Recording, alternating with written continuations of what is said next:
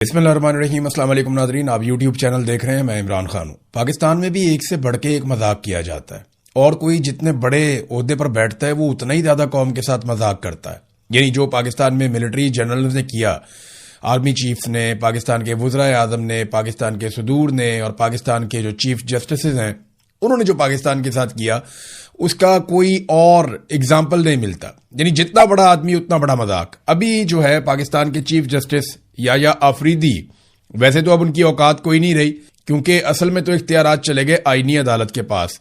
तो chief justice याया आफरीदी साहब ने एक कौमी कॉन्फ्रेंस बुला ली और वो भी जेल इस्लाहात के ऊपर।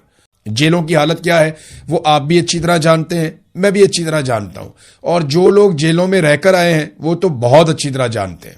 बहरहाल ये याया आफरीदी साहब की ख्वाहिश थी और उन्होंने कौमी कॉन्फ्रेंस बुलाई और कौमी कॉन्फ्रेंस से खिताब करते हुए याया आफरीदी ने क्या कहा, पहले वो आप सुने। उन्होंने कहा निज़ाम इंसाफ में कैदियों के हकूक को कलीदी हैसियत हासिल है। ये आपने जुमला याद रखना है, कैदियों के हकूक, ये वो कह रहे हैं पाकिस्तान के चीफ जस्टिस। दूसरा उनका स्टेटमेंट, निज़ाम इंसाफ में बेहतरी महज फैसलों से नहीं आएगी बल्कि उन फैसलों पर मुअस्सर अमल दरामद से आएगी। अब जरा आप ये देख लें कि चीफ जस्टिस ने मुंह उठा के ये दो स्टेटमेंट तो दे दिए। एक तो कैदियों के हकूक की बात कर दी, दूसरा ये कहा कि फैसलों पर अमल दरामद होना चाहिए। ये चीफ जस्टिस ऑफ पाकिस्तान कह रहा है। और हुआ क्या, पाकिस्तान का सबसे मकबूल और सबसे ताकतवर आदमी वो इमरान खान है, वो साबिक वजीर आजम है। पाकिस्तान में इमरान खान से ज्यादा लोग किसी को नहीं जानते। अगर आप पाकिस्तानियों से नाम पूछें किसी एक आदमी का तो ज्यादा पाकिस्तानी इमरान खान को जानते हैं। उसके बाद नवाज शरीफ का नाम आ जाएगा, बेनजीर क्योंकि शहीद हो गई हैं। तो आसिम मुनीर को बहुत सारे पाकिस्तानी उनको पता भी नहीं होगा ये कौन आदमी है। ये बिल्कुल मैं आपको बता रहा हूं ग्राउंड लेवल के ऊपर ऐसे ही है। और याया आफरीदी का तो बिल्कुल ही किसी को नहीं पता होगा।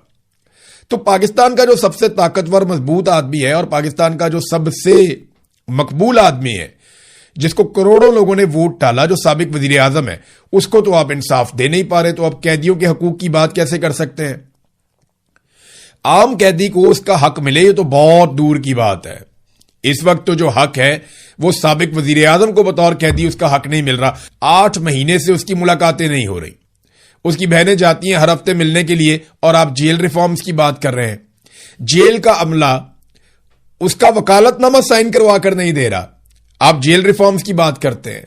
जेल में उसकी बीवी चिल्लाती रही, खातून अव्वल साबिक, कि मेरी आंख में तकलीफ है, और ये मजाक समझते रहे। और जब डॉक्टर आया तो फौरी तौर पे उसको अस्पताल में शिफ्ट किया। एक आंख उसकी बंद है, दूसरी का भी ट्रीटमेंट चल रहा है। एक साबिक वजीर आजम अपने बच्चों से बात नहीं कर पा रहा। वीडियो लिंक तो बहुत दूर की बात है, बच्चों के साथ वैसे ही बात नहीं कर पा रहा। तो ये सिर्फ इन्होंने कहानियां बनाई हुई है, कैदे तन्हाई के अंदर लोगों को रखा हुआ। वो केस भी अदालत में चल रहा है। तो चीफ जस्टिस ऑफ पाकिस्तान पहले अपने गिरेबान में झांकें कि हर आम कैदी को इंसाफ देने से पहले क्या वो पाकिस्तान के अंदर साबिक वजीर आजम को इंसाफ दे पाए। फिर एक के बाद एक झूठ बोलते हैं कि जनाब हमारे सूबे में बहुत अच्छा। सुहेल आफरीदी ने दावा किया कि जनाब खैबर पख्तूनख्वा में जेलों की हालत बहुत अच्छी है। आप पूछ लें पाकिस्तान तहरीके इंसाफ के जिन लोगों ने खैबर पख्तूनख्वा में जेलें काटी हैं निगरान दौरे हुकूमत के दौरान, वो आपको बताएंगे कितनी अच्छी है सूरत हाल। खैबर पख्तूनख्वा का कल्चर मुख्तलिफ है, थोड़ा सा माहौल और तरह का है, लेकिन जेलों की हालत कोई बेहतर नहीं है।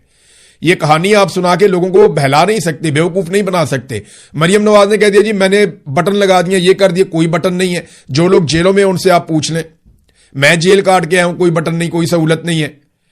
बच्चों के साथ क्या किस किस्म का सलूक किया जाता है, छोटे बच्चे जो जेल में चले जाते हैं, खवातीन के साथ क्या किया जाता है, कैदियों को किस तरीके से टॉर्चर किया जाता है। ये इस्लाहात रफ्ता रफ्ता जितनी हुई है उतनी हुई है। जेलों में तो गुंजाइश ही नहीं है कैदियों को रखने के लिए। एक एक बैरक में जहां पे 4 बंदों की जगह है वहां पे 40 बंदे भी बंद किए होते हैं इन्होंने। मैं जब जेल में था तो इस एक बात के ऊपर लड़ाई हो गई कैदियों में। ये मुझे आज वाकया याद आ गया कि वो बंदा जो एक छोटा सा वॉशरूम अंदर बना हुआ था ना सेल के अंदर, वो उसके अंदर नहाने की कोशिश कर रहा था तो उसका पानी उछल के बाहर आ गया। तो बाहर एक बंदा लेटा हुआ था, उसके ऊपर पानी गिर गया। वो जंग लगी वहां पे, अंदर ही मार मार के एक दूसरे को उन्होंने बुरा हाल कर दिया। पूरी जेल के अंदर रोला पड़ गया जनाब, सारे भाग के आए। बाद में बंदों को बाहर निकाल के टॉर्चर कर रहे हैं, सबको सुनवा रहे हैं कि देखो हम इन्हें मार रहे हैं। रात तक मारते रहे। ये मैं आपको लाहौर वाली जेल की बात बता रहा हूं। तो सुहेल आफरीदी साहब ने वहां पे जनाब मरियम नवाज ने अपने रोने धोने शुरू कर दिए कि जनाब जेल में मेरे साथ बहुत बुरा हुआ, मैं कहते तन्हाई में रही, मुझे किताबें भी नहीं मिलती थी, मुझे सब झूठ और फ्रॉड। मरियम नवाज की वीडियो मुझे नैब के ऑफिसर ने खुद दिखाई थी। जब मरियम नवाज वहां पे कैद थी तो नैब के ऑफिसर ने मुझे खुद वीडियो दिखाई मरियम नवाज की, जिसमें मरियम नवाज टेलीफोन इस्तेमाल कर रही थी वहां पे कैदी के तौर पे। जेल में तो सिग्नल नहीं आते, ये जब नैब के पास थी वहां पे कैद में। पूरी लाइब्रेरी बनी हुई थी किताबों की, टीवी लगा हुआ था, बेहतरीन माहौल था, हर चीज में असर थी, ऐसा बेड लगा हुआ था और कमरा जो था वो पूरा का पूरा इस तरह था जैसे कोई बेडरूम होता है। और वहां पे मरियम नवाज उनको धमकियां लगा रही थी और वो एक पुलिस वाली थी जिसने लाके वो टेलीफोन दिया था मरियम नवाज को। और वो पुलिस वाली का जब फोन पकड़ा गया तो वो उसके अंदर मरियम नवाज को गुड़िया बाजी कह के बुलाती थी। बाद में ये बात साबित भी होगी कि मरियम नवाज को घर में गुड़िया बाजी कहते हैं। ये इनकी जेल थी। नवाज शरीफ को रोजाना जेल के अंदर 22 बंदे मिलने जाते थे, एवरेज निकालें तो एक एक दिन में 150-150 बंदे की भी नवाज शरीफ साहब ने भुगताया जेल के अंदर बैठ के।